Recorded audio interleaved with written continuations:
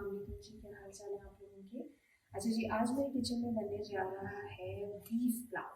ठीक है, तो ये मेरे घर में तो बहुत ज़्यादा पसंद किया जाता है कि पुलाव जो प्रॉपर यखनी के साथ निकला जाए, उसकी यखनी निकले। तो उसमें मैं आपको बताऊंगी किस तरह मैं पुलाव बनाती हूँ। बहुत सिंपल सी रेसिपी है।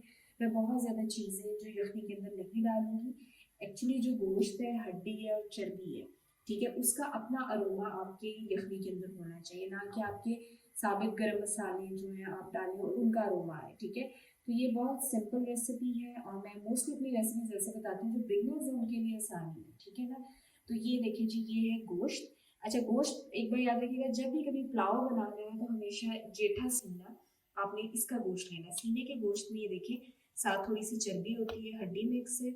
और इसको मैंने ना ये इतना इतना छोटा छोटा काट लिया है। ठीक है, ये आप देख सकते हैं। ठीक है, इस तरह मैंने इसको थोड़ा बड़ा बोटी थी, मैंने उसको छोटी छोटी काट दी। मुझे ऐसे पसंद है, हर बंदे की अपनी चॉइस होती है। मुझे होता है कि गोश्त छोटा कटिंग हो। ठीक है, तो ये इसके अंदर चर्बी है, प्रॉपरली हड्डी है। और हमेशा जब भी पुलाव का जो सही जायका आता है ना, वो चर्बी चर्बी वाले गोश्त से आता है। ठीक है, ये गोश्त मेरे पास तकरीबन किलो आप कह लेंगे 900 ग्राम के करीब है। ठीक है, और ये वाले मैं 2.5 ग्लास चावलों के बना रही हूँ, जैसे मैंने अपना एक आपको एस्टिमेट दिया होता है। ठीक है, तो जितना आपकी, अगर आप एक अच्छा यखनी वाला गोश्त चाहते हैं, सही जायका चाहते हैं ना, तो हमेशा कोशिश यही करें कि जितने आपके चावल है ना उतना ही आपका गोश्त हो या उससे थोड़ा सा कम हो जाए, तभी आपका एक सही जायका और यखनी आएगा। क्योंकि हम मसाले तो डाल नहीं रहे। ठीक है, हमने गोश्त मतलब मसाले हमारे यखनी में तो कोई इतने नहीं जा रहे, तो गोश्त ने अपना अरोमा निकालना। ठीक है, तो उस वजह से ज़ाहिर बात है, तो हमें गोश्त हड्डी के साथ हो, चर्बी के साथ हो और ज़्यादा क्वांटिटी में हो, तभी वो ज़्यादा अच्छा बनेगा। ठीक है, अब ये मैंने ले लिए जी 4 ग्लास पानी के, यही वाला साइज रेगुलर जिससे मैं अपने चावल मापती हूँ। तो 4 ग्लास चावल सॉरी पानी के कुकर के अंदर जा चुके हैं। इसमें मैंने कुछ भी नहीं डाला अभी। और ये जो सारा गोश्त है जिसको मैंने कटिंग करके धो के साफ करके रखा है, तो ये सारा इसके अंदर चला जाएगा। ठीक हो गया, आप ये सारा अंदर चले जाएगा। इसमें मैं कुछ नहीं डाल रही। ठीक है, हालांकि सौंफ और बड़े साबित गरम मसाले डलते हैं, लेकिन मैं कुछ ऐड नहीं कर रही क्योंकि इस रेसिपी में मैं आपको बड़ा सिंपल सा पुलाव बताऊंगी। इंशाल्लाह नेक्स्ट रेसिपी में मैं आपको वो भी जो प्रॉपर निकलता है मसालों के साथ, वो वाला भी बनता है, वो भी बताऊंगी। ठीक है, अब इसके अंदर यखनी के अंदर आप या तो नमक पूरा डाल दें, ठीक है, जितने आपके ग्लास हैं। तो आप मैं मोस्टली यही करती हूँ कि मैं जो यखनी होती है ना, अब जैसे मैं 2.5 ग्लास चावल बना रही हूँ, 2.5, तो मैं इसके अंदर तकरीबन 1 2 एंड 3 टेबल स्पून जो है मैंने टी स्पून सॉरी नमक के डाल दिए। कभी बेशी हो तो वो आप बाद में भी एडजस्ट कर सकते हैं। ठीक है, तो अब जब हम मसाला बनाएंगे तो उसमें हम ज़रा नमक को बहुत एहतियात से डालेंगे क्योंकि हमारी यखनी के अंदर नमक है। अच्छा जी, इसके अंदर मैं कुछ भी नहीं डाल रही। ठीक है, हम इसको प्रेशर देंगे और कम से कम भी 20 मिनट्स के लिए, तो ये गोश्त मुझे लगता है टाइम लेगा, लेकिन अंदर मैं इसको चेक कर लूँगी। अगर ये नहीं गला होगा तो मैं इसको दोबारा तकरीबन दोबारा प्रेशर दूंगी जब तक ये गल जाए। तो 20 मिनट के बाद हम इसको देखेंगे और मैं फिर आपको बताऊंगी कि बाकी चावल जो है पुलाव हमने किस तरह बनाना है। अच्छा जी, हम लोगों ने यखनी को रख दिया हुआ है। ठीक है, निकल गोश्त की। अब मैं आपको बाकी बताती हूँ कि किस तरह हम बना रहे हैं। ये आप ये देख लें, मेरे जो चावल है वो किलो से थोड़े से कम है, 2.5 ग्लास है। ठीक है, किलो में तकरीबन 3 ग्लास होते हैं, 3 सवा 3 ग्लास। ये मैंने मीडियम साइज़ के 3 जो हैं वो ले लिए हैं। प्याज लिए हैं मीडियम साइज़ के, काट दिए हैं। प्याज हमेशा चावलों में थोड़ा सा ज़्यादा जाता है, मैं हमेशा ये बात कहती हूँ। उसका पुलाव वगैरह में उसका जायका तभी अच्छा आता है। ठीक हो गया, उसके बाद ये अदरक लहसुन और हरी मिर्चें, 5 मैंने हरी मिर्चें ली हैं। ठीक है, 8 से 10 जवे मैंने लहसुन के लिए हैं और तकरीबन 3 इंच का मैंने आप ये कह लें टुकड़ा जो लिया होगा वो अदरक का लिया होगा। इन सबको कूटा है, कोई ग्राइंड नहीं किया, कूटा है पूरी डले के अंदर। ठीक है, और इस तरह इनका एक रफी चॉप सा पेस्ट बन गया। उसके बाद 2 मीडियम साइज़ के मैंने टमाटर लिए हैं। ठीक है, ये जाएंगी चीज़ें आपकी चावलों के अंदर। ठीक है, अच्छा जी, और उसके अलावा पुलाव में जो बीफ पुलाव होता है या मटन पुलाव होता है ना, उसका जायका जो आता है ना, वो एक चर्बी से बहुत अच्छा होता है। अगर आपके पास घर में चर्बी पड़ी है तो वेल एंड गुड, अगर नहीं है इट्स ऑप्शनल। ठीक है, अगर आपके पास है, मेरे पास पड़ी थी, मैंने चर्बी को इस तरह रफली मोटा मोटा अच्छी तरह धोने के बाद काट लिए, ठीक है। और ये तकरीबन आप ये कह लें कितनी आप कह सकते हैं कि मैं थोड़ी सी ज़्यादा डाल रही हूँ पुलाव के अंदर, इसका अच्छा जायका होगा कि ये पाव चर्बी होगी, 250 ग्राम्स के करीब ये चर्बी है, ठीक है। तो ये सारी चीज़ें हमारी जाएंगी पुलाव के अंदर। अच्छा जी, ये है सारे साबुत गरम मसाले, ठीक है। ये तकरीबन 2 टीस्पून आपके बनते हैं, जिसमें काली मिर्च है, जिसके अंदर दालचीनी है, हरी छोटी इलायची है, बड़ी थोड़ी सी इलायची है, और ज़ीरा है, ठीक है। और बादियान खताई है, जो भी गरम मसाले घर में आपके पड़े होते हैं, ये मैं सारे जो गरम मसाले हैं ये मैंने यखनी में कुछ नहीं डाला, ठीक है। यखनी में मैंने कुछ नहीं डाला, इसलिए मैं चावलों के अंदर थोड़ा सा टेस्ट के लिए ये इसमें से आप ऐसा करें कि तकरीबन 2 टीस्पून्स मैं ये डालूंगी। अच्छा, इसके अलावा जो यखनी में हम लोगों ने जैसे मैंने बताया नमक डाल चुके हैं, ठीक है। तो हमारी थोड़ी सी लाल मिर्च जाएगी चावलों के अंदर, ठीक है।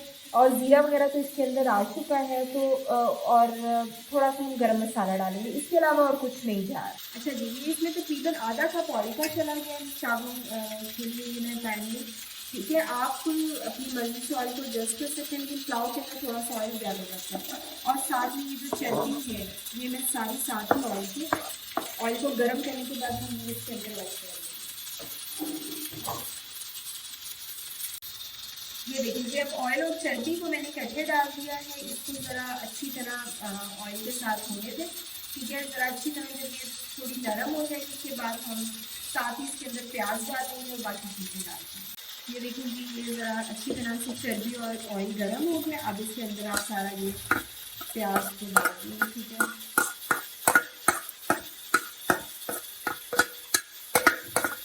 बड़ा अच्छा इसका जायका आता है पुलाव का, बहुत एक क्या कह सकते हैं कि यखनी वाला। और दूसरी साइड पे ये इधर यखनी निकल रही है अभी, ठीक है।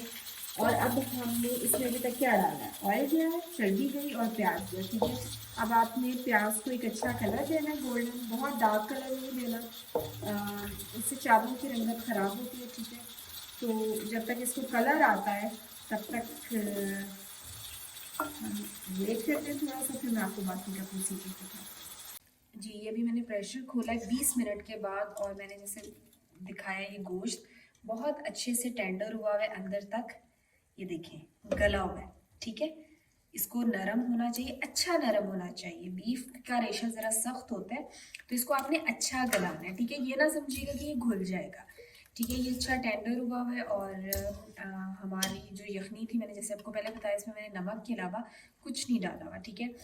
अब हम इसको गोश्त को बस हमारा प्याज, ये देखिए प्याज का भी कितना अच्छा। एक चीज़ यहाँ मैं आपको बताना जो भूल गई थी, मैंने डाली थी चर्बी। चर्बी को हमेशा से प्रॉपरली ना क्रश करके डालें, क्योंकि चर्बी जो होती है ना, अगर ज़्यादा मोटी चले जाए ना तो वो ज़रा अजीब सा कच्ची कच्ची लगती है, और मुँह में उसका जो जायका है ना वो सही नहीं आता। तो ये देखिए, अब अंदर चर्बी काफ़ी हद तक प्रॉपरली मैंने आहिस्ता आंच पे इसको किया, ताकि जो चर्बी थी ना वो अच्छे से अंदर गल जाए और मेल्ट हो जाए, ठीक है। प्याज का तकरीबन सही से अच्छा कलर आ चुका है। अब हम क्या करेंगे, इसके अंदर ये गोश्त जो है ना, इसको डाल के इसी स्टेज पे मैं सारा जो गोश्त, हड्डियाँ, अंदर वो सारा इसमें डाल,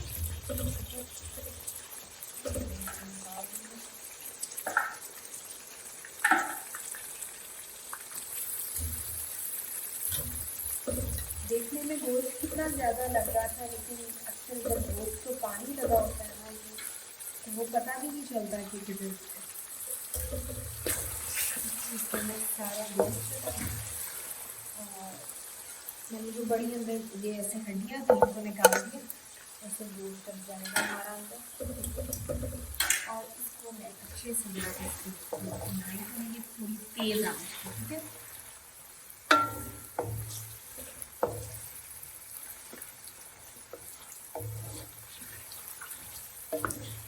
अब इसी स्टेज के ऊपर इसके अंदर चले जाएंगे ये मैंने गरम मसाले थे, ये तेज़पात का पत्ता, ये सारे गरम मसाले तकरीबन 2 टीस्पून सॉरी, ये सारे इसके अंदर चले गए गरम मसाले, ताकि वो गोश्त के अंदर तेज़ आंच आँच में रखनी है ताकि गोश्त में कोई स्मेल है तो वो स्मेल गरम मसालों के साथ पकने से दूर हो जाएगी, राइट। अच्छा, साथ ही जैसे ही थोड़ा सा भुनाई होगी गरम मसालों की अच्छी सी खुशबू आएगी, ठीक है, तो हम इसके अंदर बाकी चीज़ें डाल देते हैं। अच्छा जी, ये हम अच्छे से गरम मसाले गए, प्याज गया, गोश्त गया, चर्बी गई थी। अच्छा, चर्बी के साथ आपने ना चम्मच को ज़रा ज़्यादा मारा होता है क्योंकि चर्बी अच्छी लगती है, ठीक है। अब ये जो अदरक लहसुन और मिर्चें जो हैं ये मैं ज़रा ज़्यादा डालती हूँ तो थोड़ा सा अच्छा जायका आता है, ये अंदर चला जाएगा। अच्छा, बाद में चावलों के अंदर दही डाल, ठीक है, अपनी थोड़ी से आप डाल सकते हैं अगर आपके पास टमाटर नहीं है, लेकिन मैं वैसे नहीं डालती चावलों के साथ, किसी भी तरह के मैं चावल बनाऊँ अगर मेरे पास टमाटर नहीं है तो मैं नहीं डालती। मुझे दही के बगैर मतलब एक अच्छा लगता है जायका, तो आपकी अपनी मर्ज़ी है। जो चम्मच अगर आप इस स्टेज पे भुनाई में डालना चाहते हैं उसके साथ तो डालें, लेकिन मैं नहीं डालती। ओके जी, ये अब हम मीडियम फ्लेम कर दिया हमने, अच्छी सी बहुत अच्छी सी खुशबू आने लगी है, ठीक है। अदरक लहसुन चला गया, मिर्ची चले गई और आप इसकी देख देखिए, ठीक है। और ये मेरे पास जो थे 2 टमाटर कटे हुए मीडियम साइज के, ये चले जाएंगे। अब हम इसकी स्टेज पे अच्छी से भुनाई करके, ठीक है। यखनी में नमक हमारा डला है तो नमक को हम फाइनल जब पानी चेक करेंगे चावलों का तब हम इसके अंदर नमक डालेंगे, ठीक है। टमाटर आपका अच्छी से भुनाई में सॉफ्ट में होना चाहिए, मीडियम में आना चाहिए, ठीक है जी। अब इसके अंदर जा रहा है, ये देखिए बिल्कुल थोड़ी सी लाल मिर्च मैं डालूँगी, ज़्यादा नहीं, ठीक है, बस टेस्ट के लिए, क्योंकि हरी मिर्च मैंने डाली थी। इसके अलावा एक इंग्रेडिएंट मैं शुरू में आपको बताना भूल गई थी, सूखा धनिया घर का कुटा हुआ, 1 2 3 4 और 5 चम्मच मैं डबल डाल रही हूँ, ग्लास का जो चावल उसका डबल ठीक है। और इसको हम अच्छे से भुनाई करेंगे। अब इसमें मैंने डाली मिर्च, डाली लाल मिर्च डाली थी थोड़ी सी, और साथ डाले सूखे धनिया के 5 टीस्पून, ठीक है। सूखा धनिया भी थोड़ा सा ज़्यादा जाएगा। बाकी मेजरमेंट्स में बताना बड़ा मुश्किल लगता है जी, जिनको रेगुलर कुक करने की आदत है। इट्स बीन 8 years माशाल्लाह मैं कुकिंग कर रही हूँ और बहुत ज़्यादा लेवल पे भी की है माशाल्लाह से, तो इसीलिए ज़्यादातर हम चीज़ें अंदाजे से आप डाल रही होती हो, तो अगर आपको ये थोड़ी सी समझ नहीं लगती जब मैं बता रही होती हूँ तो इस चीज़ को प्लीज़ इग्नोर कीजिएगा। By the time it will get better कि जब मैं इसको बनाना वीडियोस बनाती रहूँगी।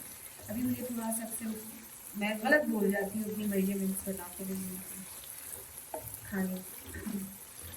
ओके जी, ये देखिए टमाटर अच्छे से अंदर हो गए और भुनाई भी हो गई है। अब हम स्टेज में इसके अंदर यखनी शामिल करेंगे, उसको उबालेंगे और फिर हम इसके अंदर डाल देंगे चावल। अच्छा, ये देखिए मैंने यखनी अंदर डाल दी है। यखनी के मैंने जो कुकर के अंदर 4 ग्लास पानी डाले थे, as I have showed you, ये वाला ग्लास होता है, ठीक है। तो ये 4 ग्लास पानी के डाले थे, आधा ग्लास सूख गया तो वो 3.5 ग्लास रह गए। 2.5 ग्लास मेरे चावल थे, तो मैंने अब जो यखनी के इसमें पानी गया था वो 3.5 ग्लास गया था, ठीक है। तो मैंने उसके अलावा आम जो आधा ग्लास पानी और लेके अंदर डाल दिया। अगर आपको लग रहा है कि आपकी यखनी ज़रा क्योंकि गोश्त ने थोड़ा सा टाइम लिया था, अगर यखनी थोड़ी सी आपकी कम रह गई है तो कोई मसला नहीं, आप उतना मेजर करके उतना पानी ऊपर से डाल सकते हैं, ठीक है। अब इसको मैं हल्का सा जैसे बॉईल होना शुरू हो गया तो अब हम इसके अंदर चावल डाल देंगे, ठीक है। पानी का और दम का ही सारा एक किरदार होता है चावलों के अंदर, लेकिन एक एस्टीमेट जो मैं हमेशा रखती हूँ वो ये वाला कि आपका जो पानी है ना, आपके चावल इतने इतने इसके ऊपर पानी होना चाहिए, यानी चावल इतने इतने ज़्यादा आपके डिप हों और उसके ऊपर इधर तक आपका पानी होना चाहिए। तो ये एक बड़ा अच्छा सा एस्टीमेट है और मुझे इसमें बड़ी आसानी रहती है, ठीक है। अब हम इसमें इसे बॉयल थोड़ा सा पकाएंगे, ठीक है, और उसके बाद हम इसमें चावल डाल देंगे और आपने इसको हल्की आंच पे पकाना है। चलिए जी, ये अब हम चावल इसके अंदर डालने लगे हैं, ठीक है। मैं आपको डाल के चावल दिखाती हूँ। ये देखिए जी, चावल डाल दिए हैं। अब आप देखेंगे एस्टिमेट कितना परफेक्ट रहा है कि जो चावल है ना वो अंदर डिप है आपके। ठीक है, अब इस स्टेज पे आपने सबसे पहले तो नमक चेक करना है। मैं इसका ज़रा नमक चेक कर लूँ।